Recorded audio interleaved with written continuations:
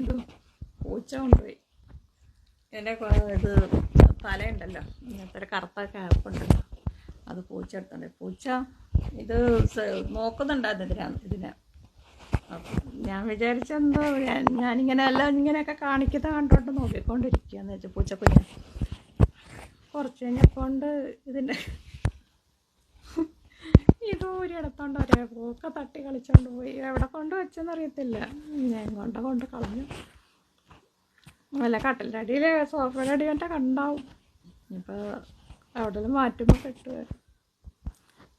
എന്ത് ചെയ്യാനാ, നിങ്ങളെ ഉപദ്രവിക്കണമെന്നൊന്നും വിചാരിച്ചു അല്ല. പിന്നെ ഇത് ഇല്ലാതെ പറ്റത്തില്ല, സൗണ്ട് ശരിയാകുന്നില്ല. ഞാൻ വലിയ എണ്ണമൊക്കെ വലിച്ച് തീരണം എല്ലാം പറയണം. അപ്പം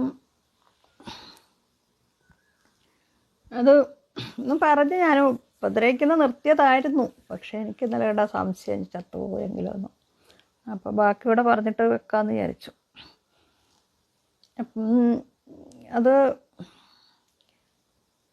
എന്താന്ന് വെച്ചാൽ, ഞാൻ മരിച്ചു പോയാൽ നിങ്ങൾ ഒരിക്കലും ഇത് പറയരുത്. ഇത്രയും പൈസ മുടക്കിയിട്ട് ജ്യോത്സ്യനെ കൊണ്ടുവരുന്നു, പൂജ ചെയ്യുന്നു, ഇതൊക്കെ ചെയ്യുന്നു, എന്നിട്ട് എന്തിയെ, ദൈവം എന്തിയെ, അമ്പലം എന്തിയെ, അങ്ങനെയൊന്നും പറയരുത്. അത് എന്താണെന്ന് വെച്ചാൽ നമ്മുടെ കയ്യിൽ തെറ്റുണ്ട്. അത് നമ്മൾ നോക്കണമായിരുന്നു. അതിപ്പോൾ 1,00,000 രൂപ ചിലവാക്കിയിട്ട് പൂജ ചെയ്തു. അയ്യോ 1,00,000 ചിലവായി, 1,00,000 ഇതൊക്കെ പറഞ്ഞുകൊണ്ട് അണ്ണാക്ക് വലിച്ച് കീറുന്നുണ്ട് എല്ലാവരും. അത് 1,00,000 പൂജ ചെയ്തു എന്ന് പറഞ്ഞിട്ട് അതിൻ്റെ ബാക്കി നോക്കിയോ ആരെങ്കിലും? ആരും നോക്കിയില്ല. അത് കഴിഞ്ഞപ്പോഴത്തേക്ക് എൻ്റെ നെഞ്ചത്തോട്ട് കയറി എല്ലാം കൂടെ. ഉടനെ ഓഹരി വെക്കണം, ഷെയർ വെക്കണം, വീടെടുക്കണം. അത്തരം വീട് നമ്മളെ മാറ്റിയിട്ട് വീട് സ്വന്തമാക്കാനുള്ള പരിപാടിയായിരുന്നു അന്നേരത്തേക്ക്.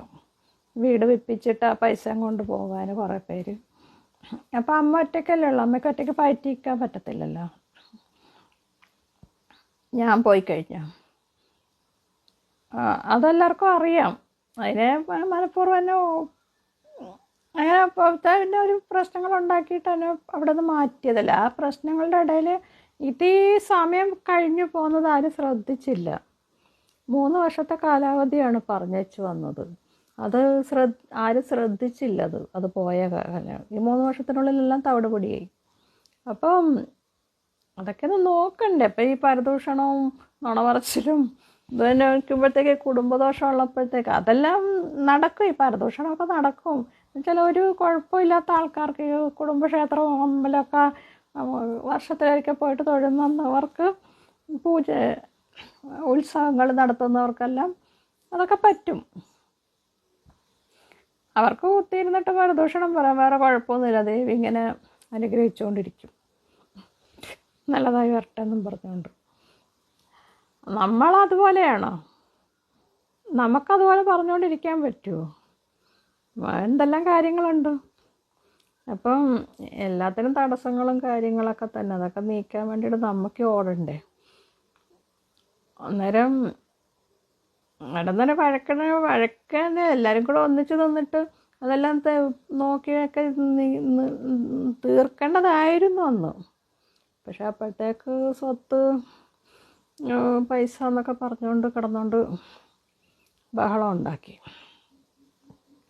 പിന്നെ എനിക്ക് സുഖമില്ലാത്ത ഞാനിങ്ങ് പോന്നു കേട്ടോ.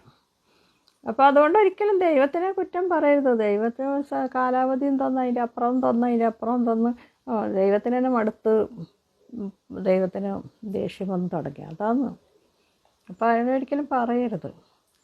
അപ്പം ഇതെങ്ങനെ വരുന്നതെന്ന് വെച്ച് കഴിഞ്ഞാൽ ഇത് നമുക്കൊരു കാലാവധി തന്നു, അതിനപ്പുറം ആരും ഒന്നും അനങ്ങുന്നില്ലെന്ന് പറഞ്ഞപ്പോഴത്തേക്ക് ഇപ്പം ഇത് എന്താ പറയുന്ന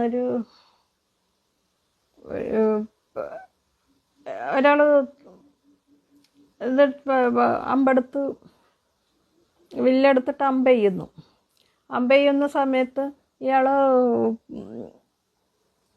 ഈ അമ്പ ഇത് കഴിയുമ്പോഴത്തേക്ക് ആ അമ്പ് വരുവാണ്, നമ്മുടെ നേരെ വരുവാണ്. അന്നേരം എന്ത് ചെയ്യണ്ടേ? ഈ അമ്പ എയ്ത ആൾക്ക് ഇത് എടുക്കാൻ പറ്റുമോ? അത് തിരിച്ച് ഓടി വന്നിട്ടത് തടുക്കാൻ പറ്റുമോ? ഇല്ല. അതുപോലെയാണ് ദേവിയുടെ ദേഷ്യം അങ്ങനെയാണ് വന്നത്. ദേവിയുടെ ദേഷ്യം ഇങ്ങനെ ഇതായിട്ട് നമുക്ക് നേരെ വന്നിട്ടായി. അത്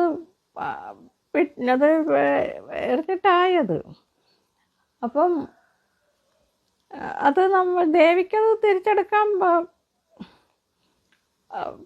അത് ദേവിയുടെ വരുമ്പോഴത്തേക്ക് ചിലപ്പോൾ നമ്മൾ ചത്തുപോകും.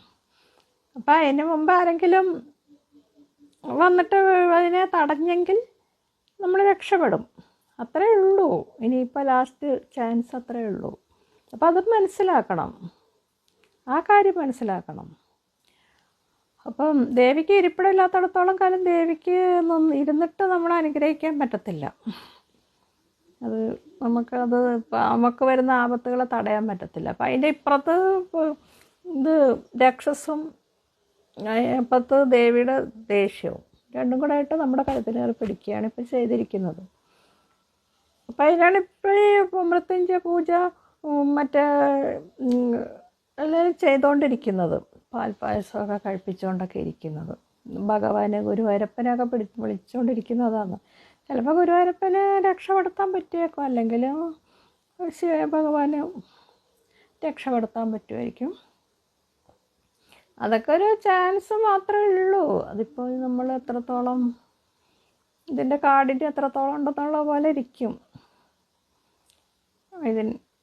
ദേഷ്യത്തിൻ്റെ ദേവിയല്ലേ, ദേവി ഉറഞ്ഞു തുള്ളിയാൽ പിന്നെ ഭഗവാനോടും ഗുരുവായൂരപ്പനോടും എല്ലാം ഓടും.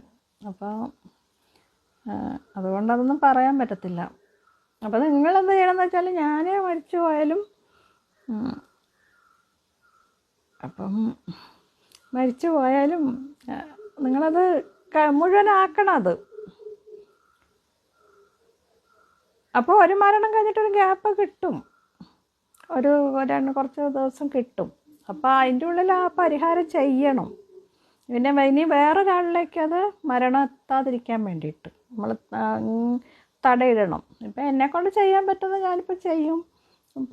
പക്ഷേ ഇപ്പോൾ എനിക്കത് സംഭവിച്ചതെന്ന് വെച്ച് കഴിഞ്ഞാൽ, ഞാനിപ്പോൾ എൻ്റെ ഇടയ്ക്ക് ചെയ്യുമായിരുന്നു, ഏപ്രിൽ മെയ് മാസത്തിലൊക്കെ ചെയ്യുമായിരുന്നു. പക്ഷേ അമ്മ മരിച്ചില്ലേ, അമ്മ മരിച്ചപ്പോഴത്തേക്ക് അമ്മയുടെ വീട്ടിലല്ലേ ഈ മന്ത്രമൂർത്തി അപ്പൂപ്പനുള്ളത്. അപ്പോൾ ഈ മന്ത്രമൂർത്തി അപ്പൂപ്പനെ വെക്കണമെങ്കിൽ, രാക്ഷസിനെ ആവാഹിച്ചെടുക്കണമെങ്കിൽ ഇപ്പോൾ ആവാഹനക്രിയയൊക്കെ നടത്തണം, സുദർശന ഹോമമൊക്കെ നടത്തിയിട്ടു. ഈ ആവാഹനം നടത്തുന്ന സമയത്ത് വരുന്നതാരാന്ന് വെച്ചാൽ അപ്പൂപ്പനാണ് ഇങ്ങനെ ആവാഹിച്ച അപ്പൂപ്പനാണ് വരുന്നത്. അപ്പോൾ അത് ബുദ്ധിമുട്ടാകുന്നല്ലേ. അതിപ്പോൾ പഞ്ചമി ആവാഹിക്കാൻ പോയ ആൾക്ക് ഭയങ്കര ബുദ്ധിമുട്ടായി. അത് അപ്പൂപ്പൻ മുമ്പിൽ വന്നിട്ട് ശ്വാസം മുട്ടിച്ചയാളെ. ഈ ആവാഹനം നടക്കുമ്പോഴത്തേക്ക് അവിടെയുള്ള മൂർത്തികൾ മൊത്തം വരും അവരുടെ അടുത്തോട്ട്. അങ്ങനെ ഒരു ബുദ്ധിമുട്ടുണ്ട്. അപ്പം ഈ ആവാഹനം നടത്താൻ പറ്റത്തില്ല. പിന്നെ അപ്പൂപ്പനെ വെക്കണമെങ്കിൽ തന്നെ ഈ ചുറ്റുവട്ടത്തുള്ള ഇതെല്ലാം വേറെ ആത്മാക്കളെല്ലൊക്കെ ഉണ്ടെങ്കിൽ, മൂർത്തികളെല്ലാം ഉണ്ടെങ്കിൽ എല്ലാവരും കൊടുത്തിട്ട് എല്ലാത്തിനെയും അപ്പൂപ്പനെടുക്കാൻ മാറ്റിയിട്ട് വേണം അപ്പൂപ്പനോടെ ഇരുത്താൻ. അല്ലെങ്കിൽ ഈ തറയിൽ എന്താണെന്ന് വെച്ചാൽ വേറെ ആൾക്കാരെല്ലാം വന്നിട്ടിരിക്കും. അപ്പൂപ്പനെ മാത്രമായിട്ട് ഇരുത്താൻ പറ്റത്തുള്ളൂ. അപ്പൂപ്പൻ്റെ കൂടെ വേറെ രാക്ഷസ് മറിച്ചതൊന്നും അങ്ങനെയൊന്നും ഇരുത്താൻ പറ്റത്തില്ല. ഇപ്പം അപ്പൂപ്പനെ ഇപ്പം കൊണ്ടിരുത്തിയാൽ അപ്പൂപ്പൻ്റെ കൂടെ എൻ്റെ അമ്മ ഇരിക്കും, രാക്ഷസവും ഇരിക്കും. പിന്നെ കുറേ ഇപ്പം ഇതിൻ്റെ ഇടയ്ക്ക് മരിച്ച ആത്മാക്കളില്ലേ, ഇവരെല്ലാം പോയിട്ടിരിക്കും. അപ്പം അങ്ങനെ ഒരു ബുദ്ധിമുട്ട് ജ്യോത്സ്യം പറഞ്ഞങ്ങനെ. അപ്പം അതാണ് ഈ ഓഗസ്റ്റ് എന്ന് പറഞ്ഞൊരു കണക്ക് വന്നത്. അല്ലെങ്കിൽ ഇപ്പം തന്നെ അത് ചെയ്തിട്ടത് ശരിയാക്കായിരുന്നു. അപ്പം അങ്ങനെ ഒരു ബുദ്ധിമുട്ടായിപ്പോയി. പിന്നെ അപ്പം ഈ ഓഗസ്റ്റ് വരെ ഇത് മരണം സംഭവിക്കാതിരിക്കാൻ മൃത്യുഞ്ജയ ഹോമം മറ്റ് കാര്യങ്ങളൊക്കെ ചെയ്യാൻ പറഞ്ഞു. അപ്പം അത് ചെയ്യുന്നതെന്ന് പറഞ്ഞാൽ പെട്ടെന്ന് ദൈവാധീനം അങ്ങോട്ട് പോവുകയാണ് ചെയ്യുന്നത്. അതിന് ഒരു കുറച്ച് ബലമേ ഉള്ളൂ. അത് ദൈവാധീനം പെട്ടെന്ന് തന്നെ പോകുന്നു. അപ്പം ദൈവാധീനം എന്തിനാന്നൊക്കെ ചോദിക്കുന്ന കേൾക്കാം. ഈ അമ്പലത്തിൽ ദൈവം എന്തിനാ, ദൈവാധീനം എന്തിനാ, ദൈവത്തിന് ഇത് ദൈവം കൊണ്ട് അമ്പലത്തിൽ അമ്പലത്തിലല്ല ആശുപത്രിയിൽ കൊണ്ട് പൈസ കൊടുത്തരുമോ, നമുക്ക് ആശുപത്രി കിടക്കുമ്പോൾ പൈസ കൊണ്ട് തരുമോ, ആശുപത്രി ചിലവെടുക്കുമോ, ഇതൊക്കെയാണ് ചോദ്യം. അതിന് ഞാൻ മറുപടി പറയട്ടെ.